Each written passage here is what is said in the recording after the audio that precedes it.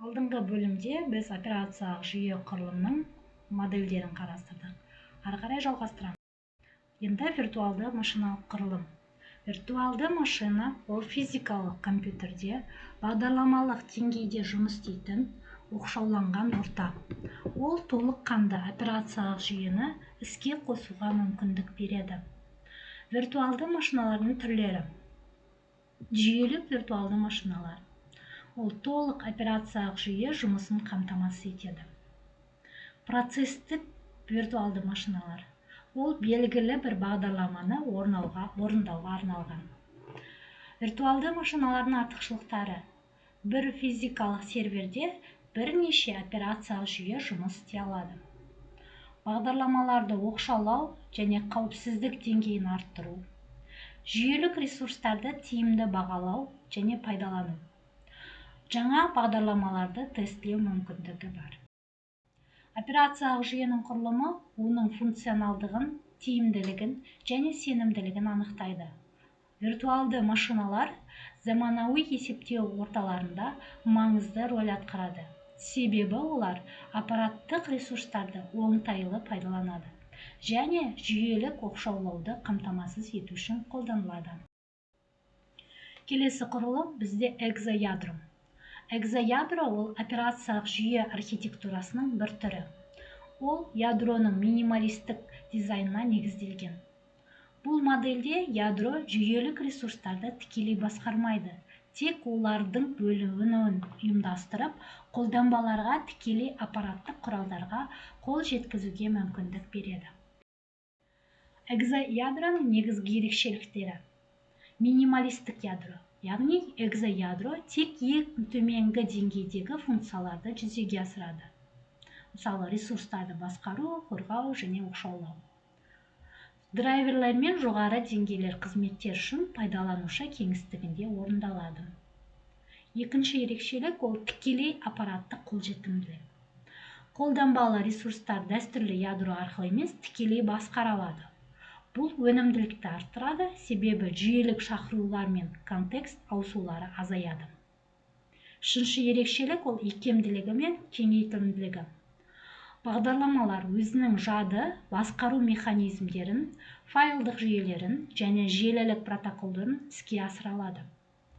Дәстүрлі монолиттік немесе микроядролық операциялық жүйелерге қарағанда көбірек бақылау береді. Төртінші ерекшелік ол жүйелік ресурстарды тиімді пайдалану. Пайдаланушы деңгейінде орындалатын қызметтерді икемді теңшеу мүмкіндігі бар. Жадыны басқару, үзу, өңдеу және процестерді жоспарлау сияқты механизмдерді қолданбалар өз қажеттіліктеріне сай жүзеге асыра алады. Экзоядролық операциялық жүйелер мысалдары. XOS, яғни бұл зерттеушілерге әзірленген эксперименттік экзоядролық операциялық жүйе. Камбридж университетінде жасалған жүйе бар. Ол мультимедиа қосымшаларға бағытталған. MIT жобасы, яғни экзоядролық архитектураның мүмкіндіктерін зерттеу үшін жасалған. Экзоядролық архитектура жоғары өнімділік пен ресурстарды тиімді басқару үшін перспективалы болып табылады. Алайда оның күрделілігі мен ең кең таралмауы оны негізінен зерттеу саласында немесе арнайы мақсаттарға арналған жүйелерде қолдануға мәжбүр етеді. Келесі модель ол бізде клиент-сервер модель құрылымы. Клиент-сервер моделі операциялық жүйе архитектурасының бір түрі. Онда клиенттік және серверлік процестер өзара әрекеттесіп ресурстарды бөледі. Бұл модельде клиент жүйелік қызметтерді пайдалану үшін серверге сұраныс береді, ал сервер оны өңдеп қажетті ақпаратты немесе ресурсты қайтарады. Клиент-сервер моделінің негізгі ерекшелігі, яғни қызметтерді оқшаулау, әрбір жүйелік қызмет жеке серверлік процесс ретінде орындалады. Жүйенің тұрақтылығы. Егер бір серверлік қызмет істен шықса, барлық операциялық жүйе жұмысын жалғастыра алады. Қолданбалардың тәуелсіздігі. Яғни клиенттік бағдарламалар тек сервердің қызметтерін пайдаланады, бірақ олардың ішкі құрылымын білудің қажеті жоқ. Желілік жұмысқа икемділігі. Клиенттер мен серверлер бір компьютерде де желідегі әртүрлі құрылғыларда жұмыс істей алады. Клиент-сервер моделі операциялық жүйе ядросында және жүйелік қызметті ұйымдастыруда қолданылады. Оның негізгі компоненттері ол клиенттік процестер, мысалы файлдық менеджер файл серверіне сұраныс жібереді. Одан соң серверлік процестер. Бұл процестер клиенттік сұраныстарды қабылдайды және өңдейді. Мысалы басып шығару сервері, яғни принтерге тапсырма жібереді. IPC процестер арасындағы байланыс.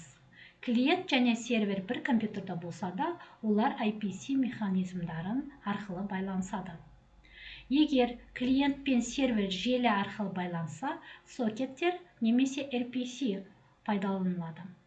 Желілік серверлер мен протоколдар, яғни клиент-сервер моделінде желілік қызметтерді басқару үшін арнайы хаттамалар қолданылады.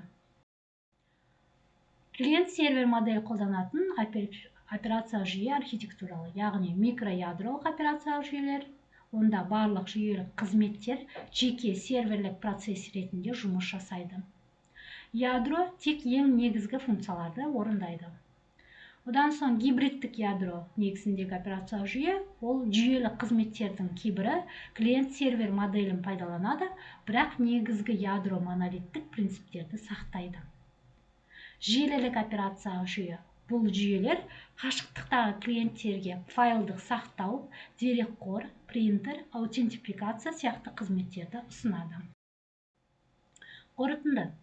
Операциялық жүйе құрылымының негізгі модельдері ол бізде монолиттік ядро, яғни жылдам, бірақ икемсіз.